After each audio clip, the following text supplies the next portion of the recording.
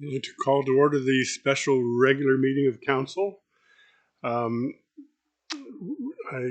like a motion to adopt the agenda. The recommendation is the agenda for the special regular council meeting of December 4th be adopted as presented.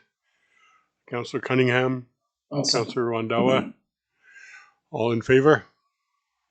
Any opposed? Just a note for those who are watching, we have a couple of participants on Zoom, Councillor Skelton Morvan, Councillor Forster, and since I'm speaking, the mayor is not with us tonight. Next on the agenda, we have a spot for public comments. This is an opportunity for members of the public to come and address any items that are on the agenda. And since we have one item on the agenda tonight, it's the 5-year financial plan bylaw, that would be the subject of any comments. We do have somebody here. Do you want to come forward?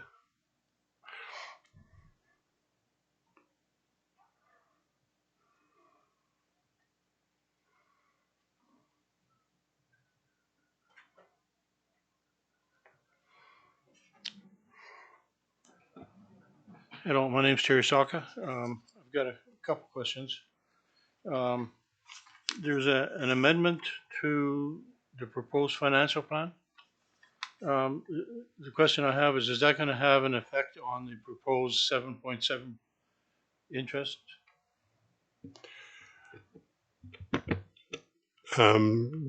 Director Bauman. Yeah, thank you. So the 2023 amendment is actually not on the agenda tonight. The item on the agenda is the 2024 5-year financial plan. I think I remember what you're talking. I think the confusion would be around the fact that we've only got 6 months in between the two yearly budgets. Is that correct? On the last agenda, there was direction for the 2024 5-year financial plan, but there was also an amendment bylaw for the 2023 5-year financial plan. That is not on the agenda right now, and as I understand it, that is what Mr. Salka is referring to. Yeah, so that's not on the agenda. Okay. But you are going to be discussing the 2024 budget. The 2024 financial plan, the 5-year Right. financial plan bylaw, yes. So it's a simple question. Is this amendment going to have an effect on the 2024 budget? Director Bauman. Again, that item is on the agenda for next week. However, the 2024 information is in the 2023 amendment. The 2023 amendment is not going to affect 2024 because it deals with 2023. Okay, thank you. So I'm going to be able to deal with this next week? I believe that's my understanding. Okay. The other one is when the budget was discussed, the last two sessions, I forwarded a questionnaire, and I still haven't received any responses. It was fairly lengthy as to some of the things that I questioned in the budget. I think my understanding is that the responses were included in the package that came to council, so they were available. So the responses are actually in the agenda that appeared last week. I don't understand. On the back pages were the responses to a lot of the questions that you posed on the back of each page. Well, I went downstairs and I asked for that information, and there was nothing available. So is it possible to get that information? Yeah. Director Miller can make sure that you get that information. Okay. And the only thing I have is coming out of the, I see that you're going to be passing first, second, and third reading of the 2024 budget. The financial plan bylaw, yes. Yeah. Yeah. So is there going to be any further opportunities for people to discuss the budget, or this is going to be the done deal? Well, the first, second, and third readings are held tonight, and the next step would be a fourth reading at the next meeting. And as you are doing now, there's always that public comment section where you can comment on it.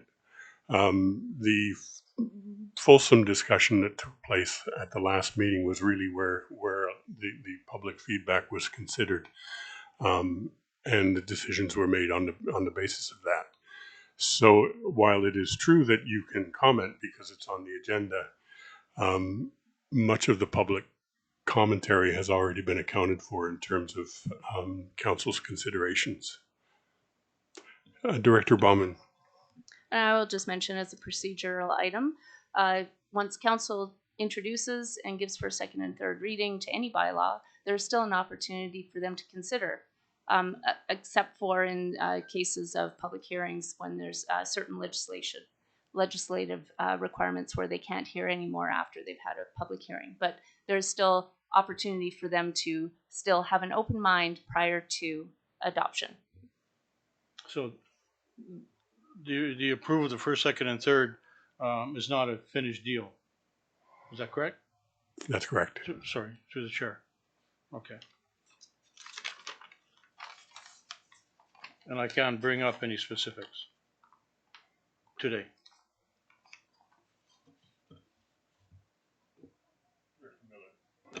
Thank you. As long as the comments pertain to the item on the agenda, there's nothing prohibiting comments from being made, as long as the item is on the agenda. So the 5-year financial plan that's on the agenda, as long as the comments are related to that, then there's no issue. Okay, so I could ask questions. For example, there's a request to purchase a new pickup for the fire chief. And the statement in the proposed budget is that that's going to be replaced because it's old, and it's going to be put to the farm, used as a backup vehicle. Well, the other day I drive by the fire hall, and there's 2 red fire pickups sitting in front of the fire hall. So which one is getting replaced? My understanding is it's number 2. They're numbered. There's Command Vehicle 1, Command Vehicle 2. I think it's number 2 that's getting replaced. So why aren't we leasing a vehicle as opposed to spending $90,000 plus purchasing a vehicle? The vehicle is only 8 years old. Can't have that kind of mileage on it. I've got a 12-year-old vehicle. I've got 120,000 kilometers on it. So that's one of the questions I have. It's in the package that I put forward to council.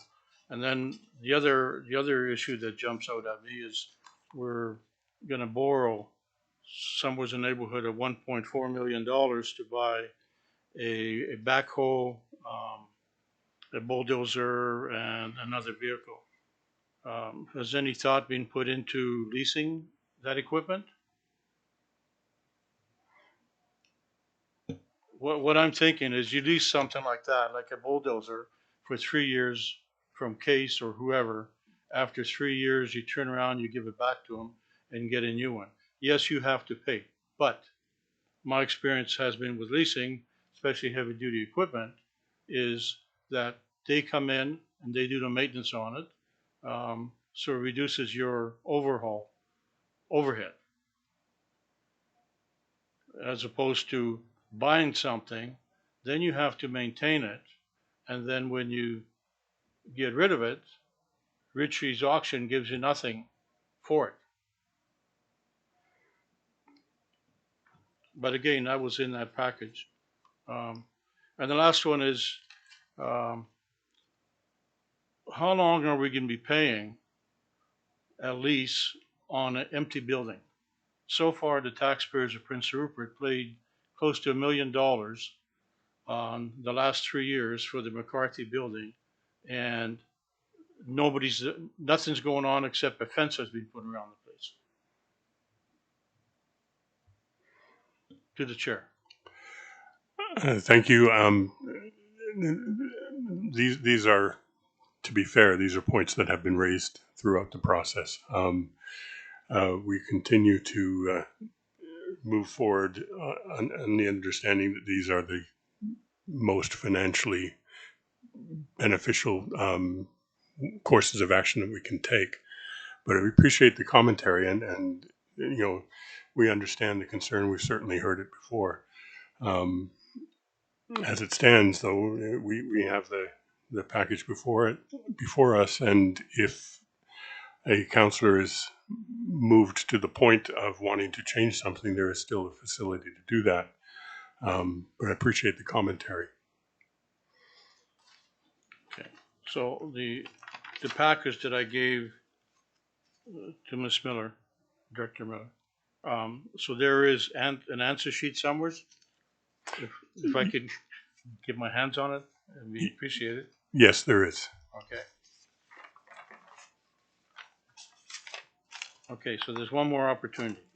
So we won't have a fiasco here like they had in Osuyos, where the council meeting was shut down by the taxpayers. And I think in Burnaby, there was another situation where people came and voiced their displeasure on the amount of that the property taxes were going up. Thank you. Okay, thank you.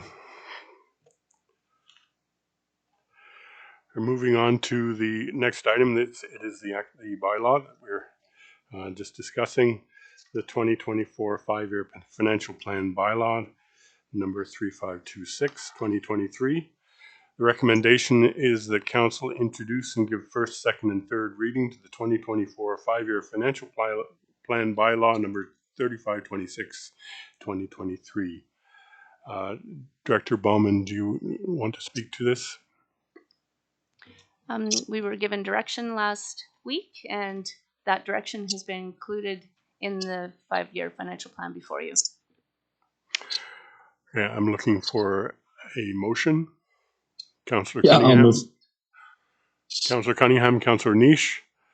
Any discussion? Councillor Cunningham.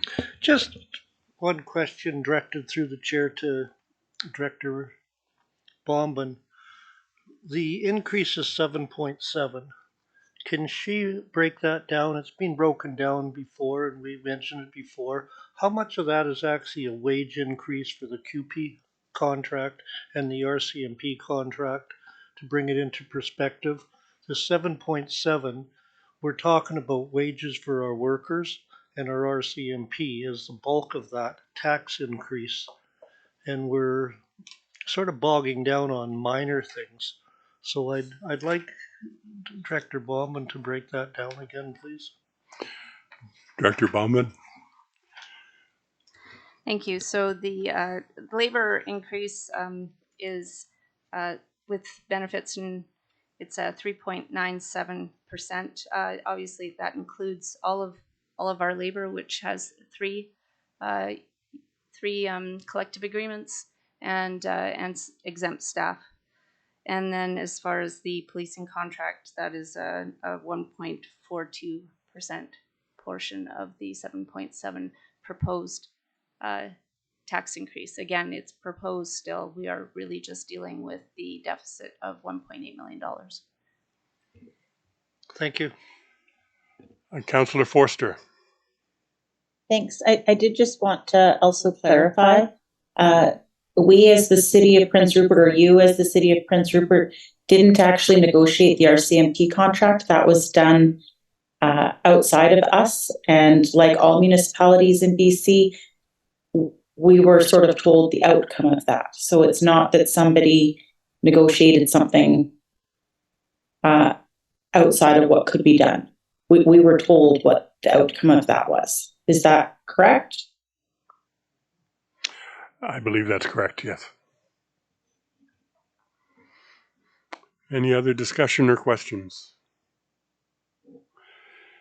Seeing none, then I'll call the question. All in favor? Any opposed? Councillor Randawa is opposed. The motion passes. Next up, any reports, questions, and inquiries from members of council? Seeing none, I'll call a motion for adjournment. Councillor Anish, Yeah, I'll move that. Councillor Skelton Second. Morvan, There we go. I made the roster. Thank you. all in favor? Any opposed? Motion is carried. Thank you, everybody. Thanks, everyone.